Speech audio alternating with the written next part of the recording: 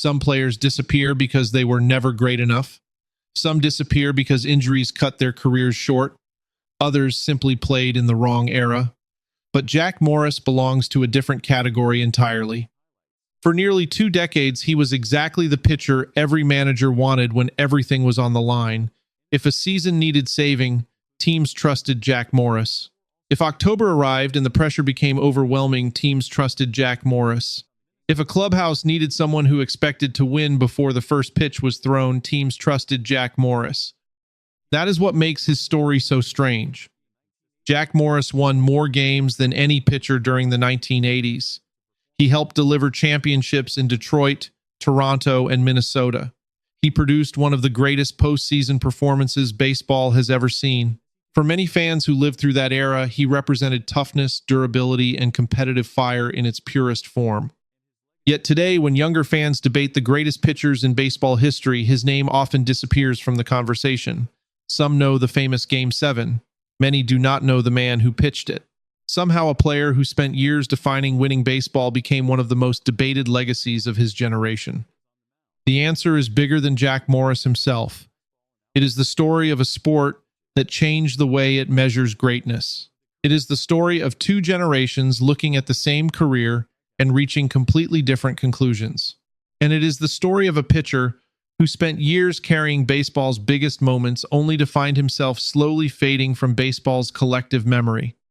Long before he became one of baseball's most feared competitors, Jack Morris was just another kid growing up in St. Paul, Minnesota. There was nothing glamorous about his childhood.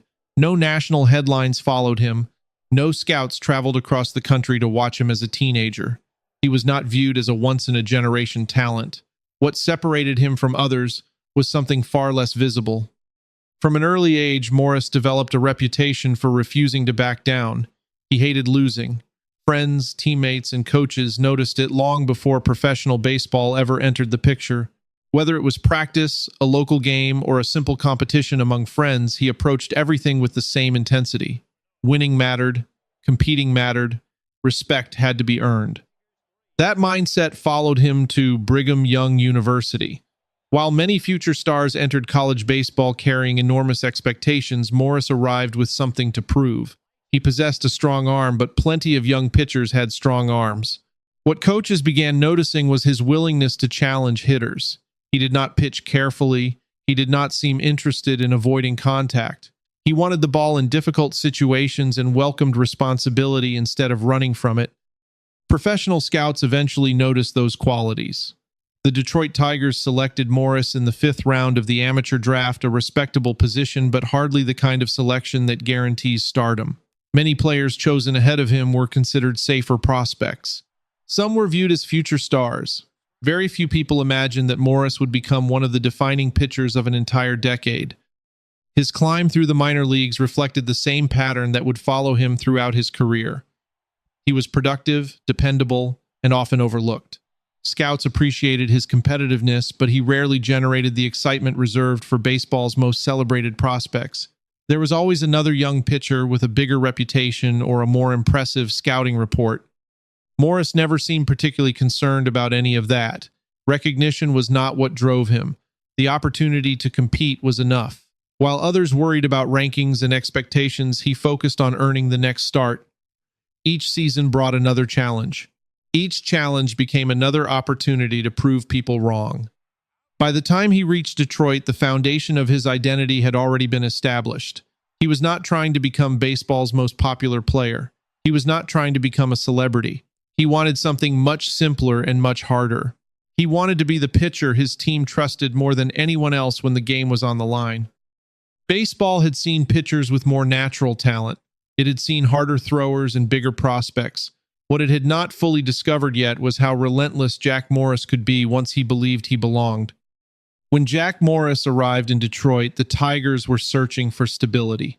The franchise had talented players, loyal fans, and a proud history, but it was still looking for the pitcher who could become the backbone of the organization. Morris was not expected to fill that role immediately. Like most young pitchers, he would have to earn it. His first seasons were promising but not spectacular. There were flashes of brilliance mixed with the normal struggles that come with facing major league hitters. What stood out was not necessarily the statistics. It was the way Morris approached his job. He pitched aggressively. He worked deep into games. He accepted responsibility when things went wrong and demanded the ball again when the next opportunity arrived. As the years passed, Detroit began to realize what it had. Morris was becoming more than just another member of the rotation. He was becoming the pitcher teammates expected to stop losing streaks. If the club had dropped several games in a row, confidence returned when Morris was scheduled to start. Players believed they had a chance whenever he took the mound. By the beginning of the 1980s, he had established himself as one of the American League's most dependable pitchers. Every season seemed to follow a familiar pattern. Morris would take the ball, throw a heavy workload, and give Detroit a chance to win.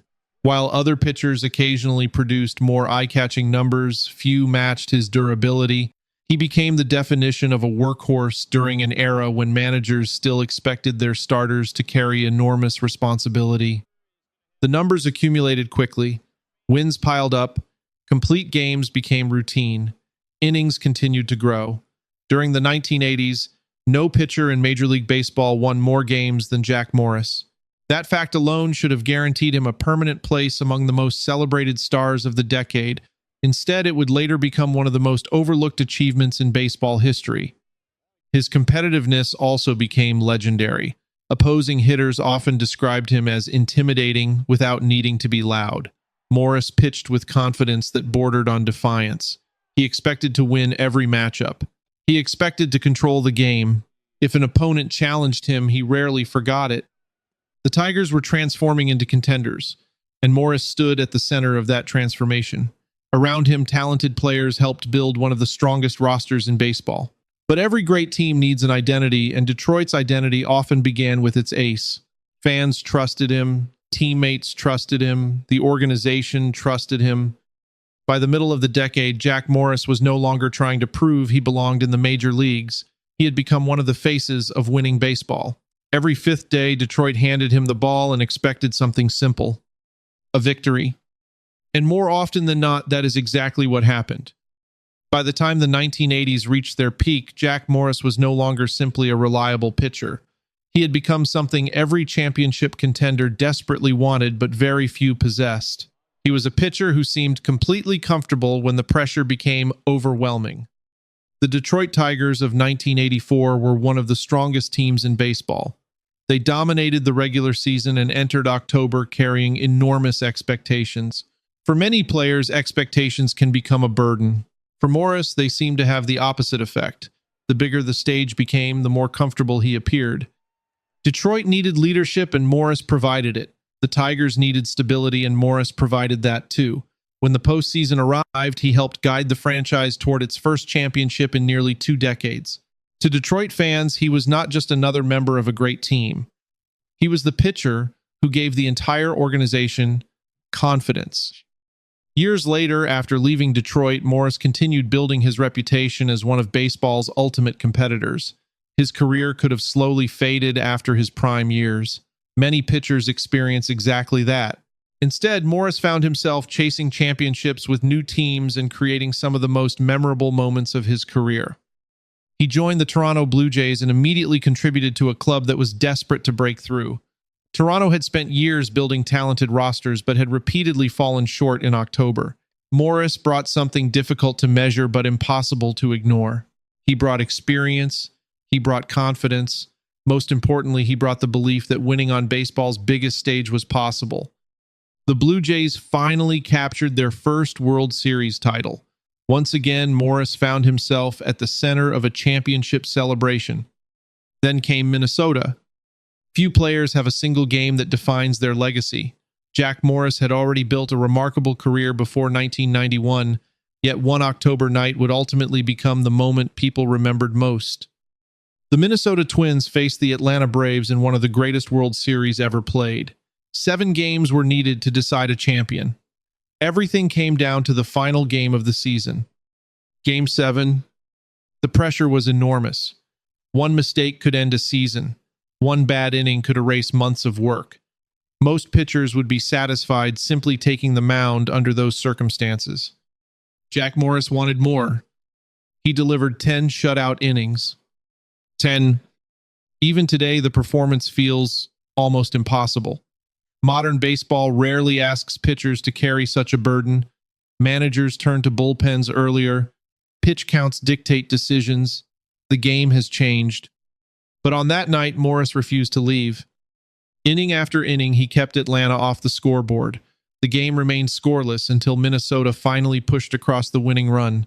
When it ended, Morris had authored one of the greatest postseason pitching performances the sport has ever witnessed.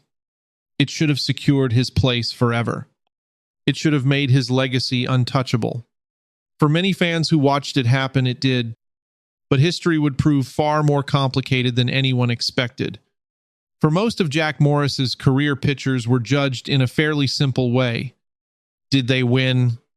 Did they take the ball every fifth day? Did they perform when the season was on the line? By those standards, Morris was one of the most respected pitchers of his generation. Managers trusted him, teammates believed in him, opponents respected him. For years, that was enough. Then baseball changed. During the late 1990s and early 2000s, a new generation of analysts began looking at the game differently. Traditional statistics that had defined baseball conversations for decades suddenly faced scrutiny. Wins were questioned. Complete games became less important. New measurements appeared everywhere. ERA, plus, WAR, advanced pitching metrics, run prevention models. The conversation surrounding greatness started shifting away from what players had accomplished and toward how efficiently they accomplished it. No Hall of Fame candidate became a bigger symbol of that change than Jack Morris. Supporters pointed to his victories. They pointed to his durability. They pointed to his leadership and his postseason heroics. They pointed to the fact that no pitcher won more games during the 1980s. Critics pointed somewhere else. They pointed to his earned run average. They pointed to advanced metrics that suggested other pitchers from the same era had been more effective. They argued that Morris was remembered more for a few iconic moments than for overall dominance. In their eyes, the numbers simply did not place him among baseball's immortals. What followed was one of the longest and most emotional Hall of Fame debates in modern baseball history. Every winter, Morris appeared on the ballot. Every winter, the arguments returned. Writers debated him in newspapers, radio hosts discussed him endlessly, fans argued in bars, living rooms, and stadium seats across America. Older fans often viewed the criticism as an attack on an entire generation of baseball.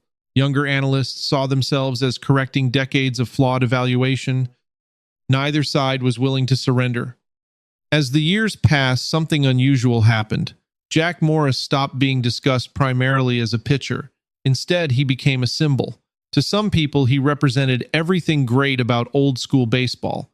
To others, he represented why baseball needed more sophisticated ways to measure performance. Meanwhile, the game continued moving forward. New stars emerged. New legends entered the Hall of Fame. New debates replaced old ones. And slowly the player himself began disappearing beneath the argument.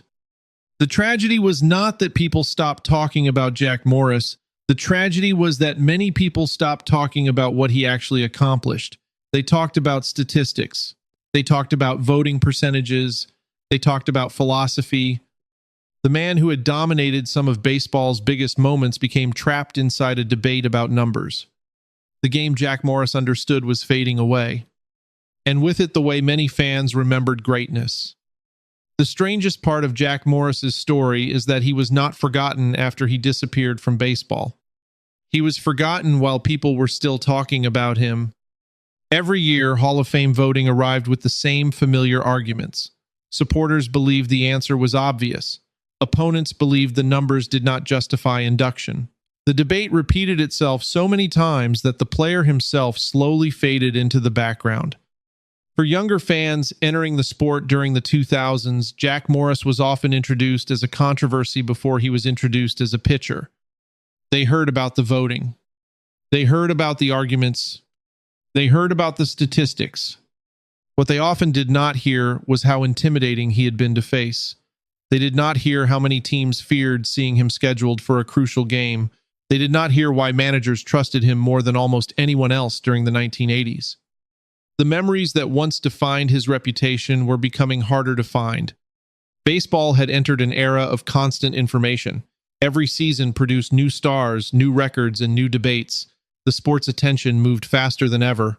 Players who retired decades earlier often struggled to remain visible unless their accomplishments fit neatly into modern conversations. Jack Morris did not fit neatly into anything. His supporters saw a winner. His critics saw a pitcher whose statistics failed to reach the standards of other Hall of Fame legends. Caught between those two views was the reality that Morris had helped shape an entire decade of baseball. Yet many fans who never watched him pitch were left trying to understand him through arguments instead of memories. Eventually, his time on the baseball writer's ballot expired. For many players, that moment would have represented the end of the journey. For Morris, it created another chapter. Years later, the Veterans Committee revisited his career. Unlike statistical debates that often focused on spreadsheets and comparisons, these discussions included people who had lived through the era. Former players, executives, and baseball figures looked back at what Morris had meant to the game. This time, the result was different. In 2018, Jack Morris finally received the call. After years of rejection, disappointment, and endless debate, he was elected to the Hall of Fame. The announcement brought celebration, but it also revealed something deeper. Many fans felt relief. Not because a mistake had been corrected overnight, because they feared baseball was beginning to forget what players like Jack Morris represented. He had not disappeared because he lacked accomplishments. He had not disappeared because he failed to deliver in important moments. He disappeared because baseball changed the language it used to describe greatness.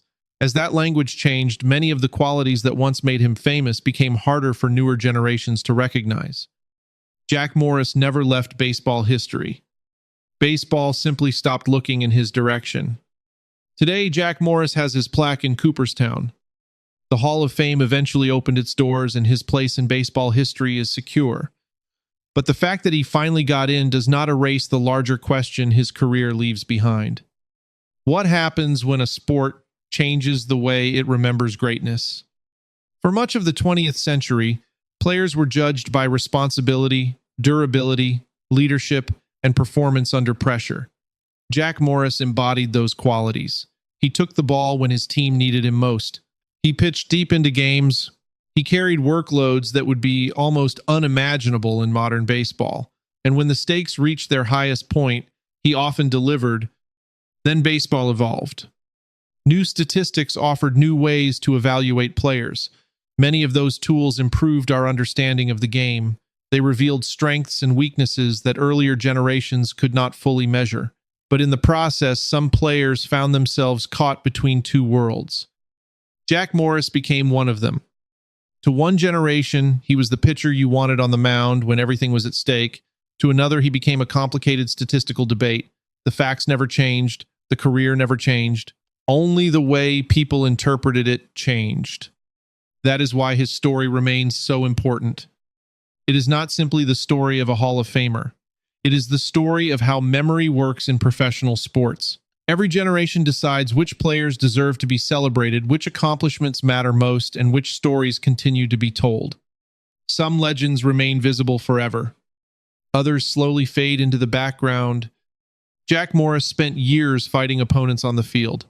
His final battle happened after retirement against time-changing standards and a sport that was beginning to view greatness through a different lens. In the end, he won that battle too. But his story leaves us with one final question. If a pitcher who won more games than anyone in the 1980s could nearly be forgotten, how many other great players are still waiting for baseball to remember them?